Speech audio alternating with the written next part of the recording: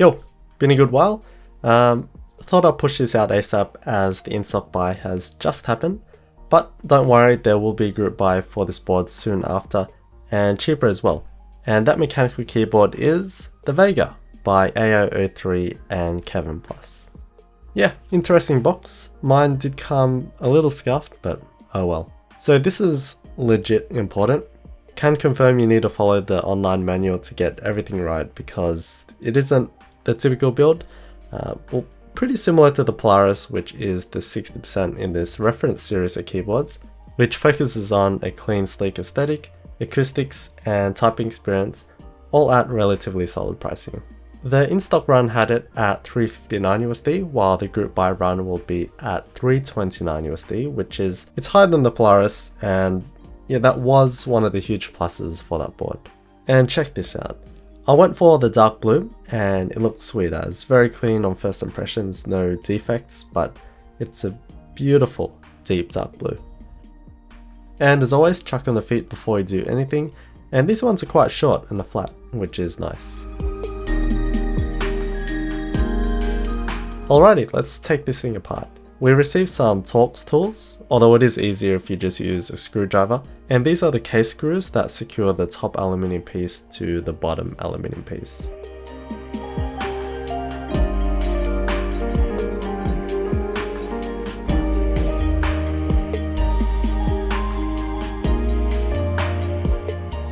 Here's the plate, pretty standard 1.5mm thick aluminium. This one looks pretty interesting though because the outer mounting holes don't extend past the plate like a normal top mount keyboard.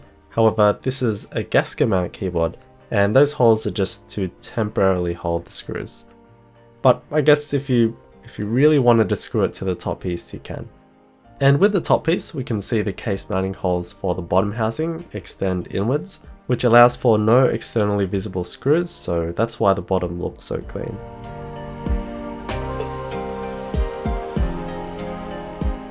Now to the bottom piece, we get a bunch of foam, one to go between the PCB and plate, and another to go beneath the PCB.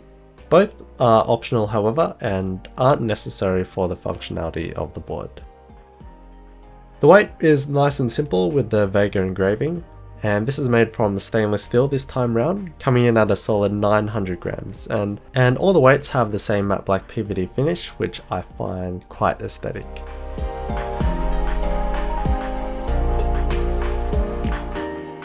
Okay, let's start building, and again, refer to the manual. First up, gaskets. We have a bunch of long pieces of foam, pretty soft and compressible, and these go around the outside on both sides.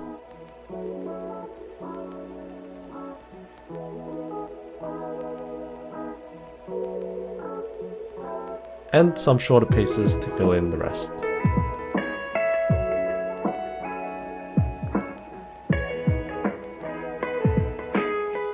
And the gaskets are approximately 1.5mm uncompressed, like the plate.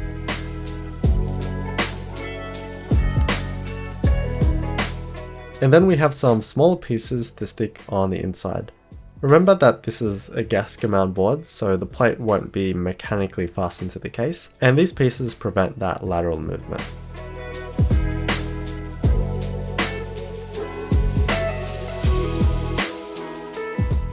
Right, the PCB. This is available in a solderable version, and that will allow you to change the layout a bit to your liking, like split spacebar, split backspace, ISO enter, all that sort of stuff. But I have the hot swap version and therefore it has a fixed ANSI layout. First up are the stabs. They're using a thinner PCB, so they include shims for your stabilizers. I have some sort of C3 stabs here, and I didn't need them as they couldn't go in with the shims. So yeah, it just depends on your stabs. Now we need to put the standoffs to connect the PCB and the plate, as the switches aren't soldered into place and are basically friction fitted instead. It's not 100% necessary to put them in, but it just makes everything more stable. However, at minimum, and this goes for the solderable version as well, you need to put one in this spot as it's required for handling static discharge.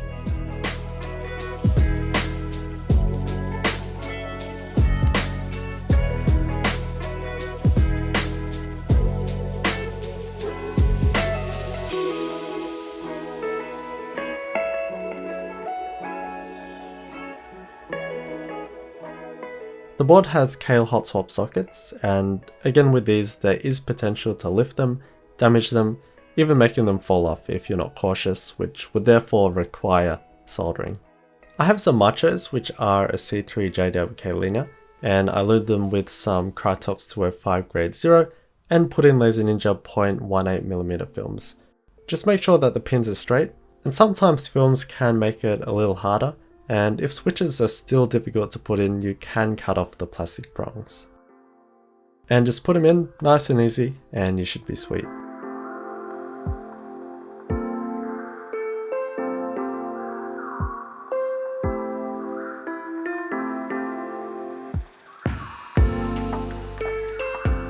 And just be careful with these two switches, they do have to be upside down to make room for the USB-C port. Now this is where it got confusing to me. Remember how the plate was screwed to the top aluminium piece at the start? Yeah, you're supposed to keep them in as temporary retention screws. And basically the switches were blocking these bits, and later on you'd take those screws out. Fortunately, this is a hot swap board, so all I need to do was remove a few key switches, but yeah, don't make the same mistake, especially if you have the switches soldered in.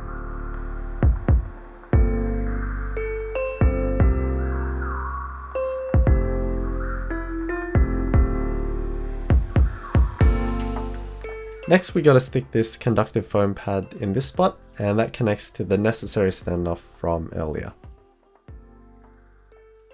Then plop on the bottom piece and look at that compression. Yeah, I totally forgot about these foam pieces. I don't think I saw them in the instructions, but these just go under the PCB.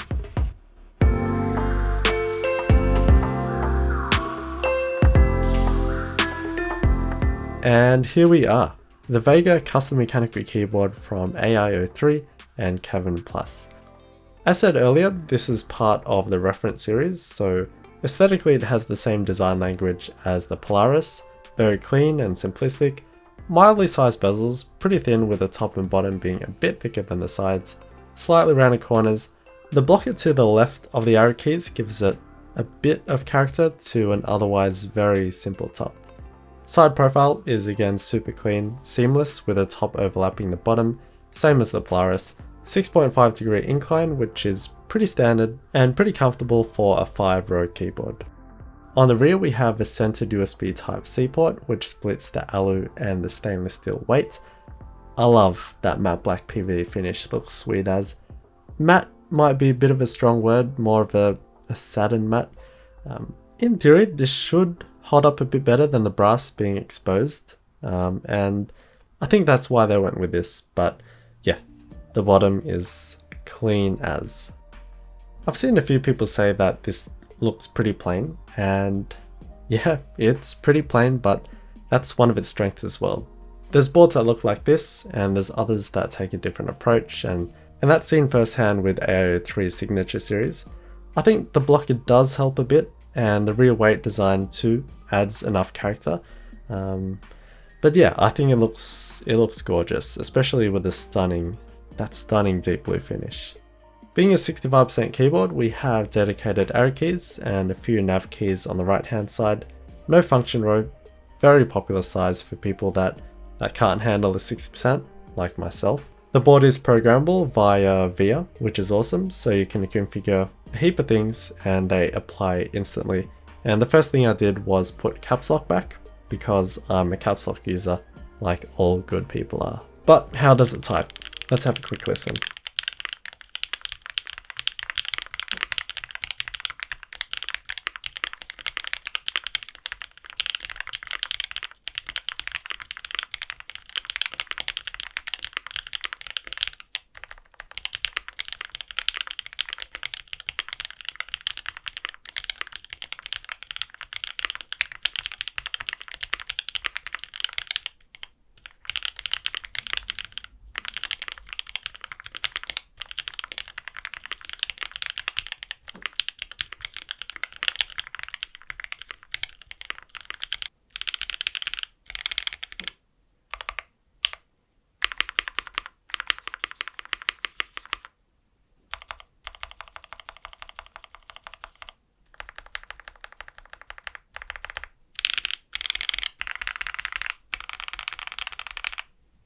I honestly can't remember how the Polaris type like, but this definitely will suit a lot of people's preference.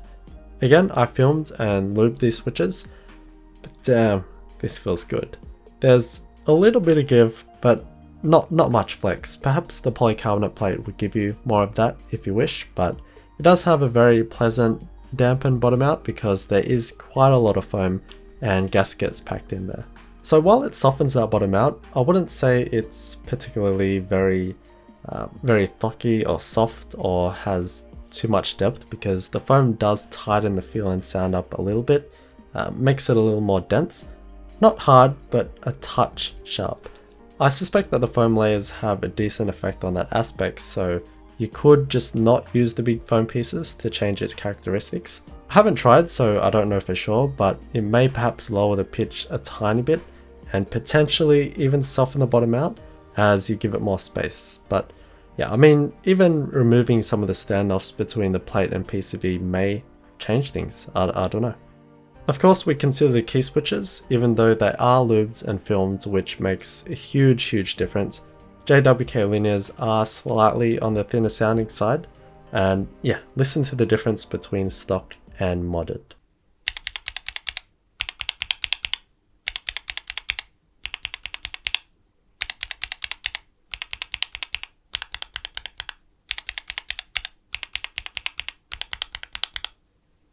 And with that density, it feels quite contained, so not a whole lot of up and down movement too. There's not much vibration through the case and onto the table. However, don't confuse this with a hard feeling and sounding board, because while it does have those characteristics, the bottom mount isn't harsh.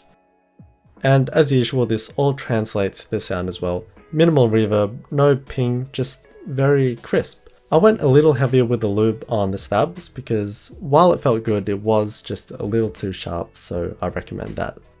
I think it's just a very clear and clean typing experience, which may not really make sense, but that's the vibe I get from it. Just very balanced. But as always, personal preference comes into play, but I feel that this board covers a lot of what people like.